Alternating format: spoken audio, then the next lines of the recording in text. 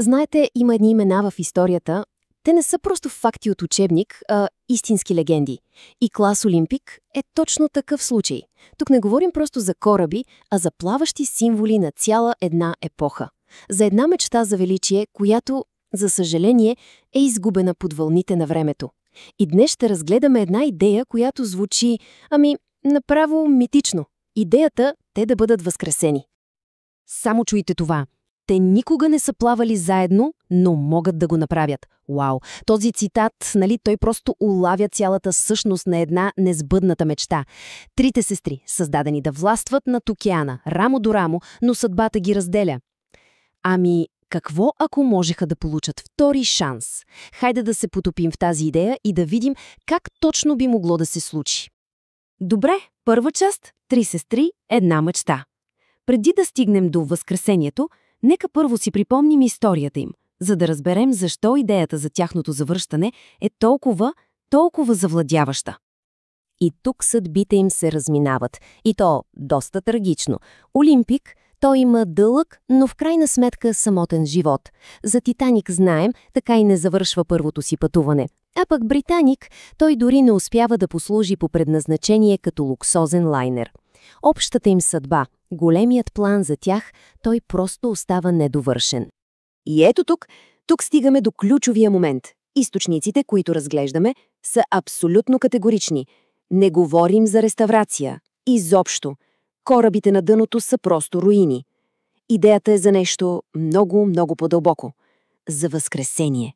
Един почти духовен акт на прераждане. Добре, преминаваме към следващата част – ритуалът на възкресението. Сега ще видим как точно би изглеждал този процес.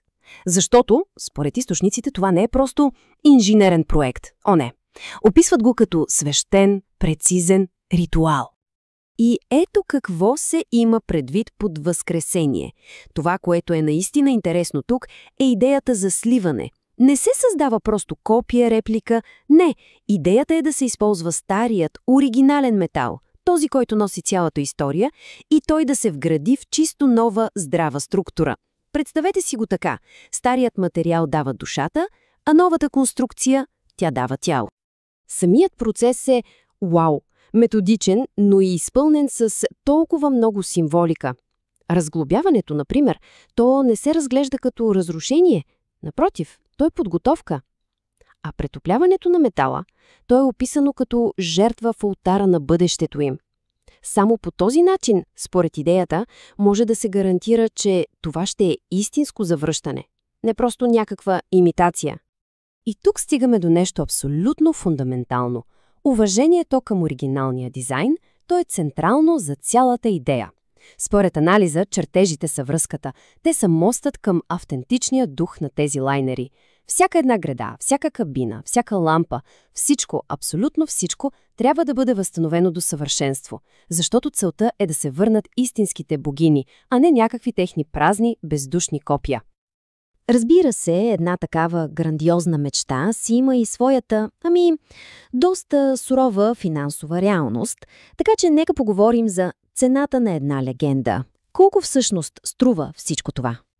Така, само за един единствен кораб, с целия модерен инженеринг и луксовен интериор, който се изисква, цената е, меко казано, внушителна. Говорим за суми между 200 и 300 милиона долара. Но това е само за един, а за целия клас. С изваждането на двата потънали кораба и построяването на третия, общата инвестиция скача до над 1 милиард долара. Това вече е проект с наистина монументален мащаб. И тук идва логичният въпрос. Защо? Защо някой би вложил толкова пари? Отговорът е, че тяхната стойност изобщо не е в транспорта. Тези кораби, те биха били жива история. Почит не само към успеха, но и към грешките на човечеството. Както много красиво го казва един от източниците, това би било завръщането на една изгубена епоха. Една молитва от стомана и дърво. И всичко това ни води до финалната част, до един по-скоро философски конфликт. Победа или спомен? Защото, вижте, дори и да е технически възможно, дори и да се намерят средствата, остава един много голям въпрос. Трябва ли изобщо да се прави? Ето го и въпросът в целия му блясък. Трябва ли легендите да бъдат връщани към живот? И този въпрос променя напълно гледната точка. Защото се оказва, че има и друг начин да погледнем на това наследство. Начин, който не изисква физическо завръщане. Ето го и мощният контраргумент. Може би, само може би, силата на тези легенди се крие точно в тяхната липса. В трагедията, в уроците, които са ни оставили. Може би истинското им място е в спомена, не в нашето настояще. И тук, нагледно, виждаме сблъсъка на тези две философии. От едната страна е това силно желание да се поправи миналото, да се изпълни една недовършена мечта и да можем да се докоснем до живата история. А от другата страна стои идеята, че някои неща са велики точно защото са отминали и че всеки опит да ги пресъздадем днес всъщност би омаловажил тяхното наследство и уникалният им исторически контекст. И така, в края на този анализ оставаме с този въпрос. Кое е истинската победа за наследството на клас Олимпик? Да ги видим как плават отново, триумфално. Или пък да съхраним техния мощен, макар и трагичен спомен, като вечен урок? Отговорът може би всеки трябва да намери за себе си.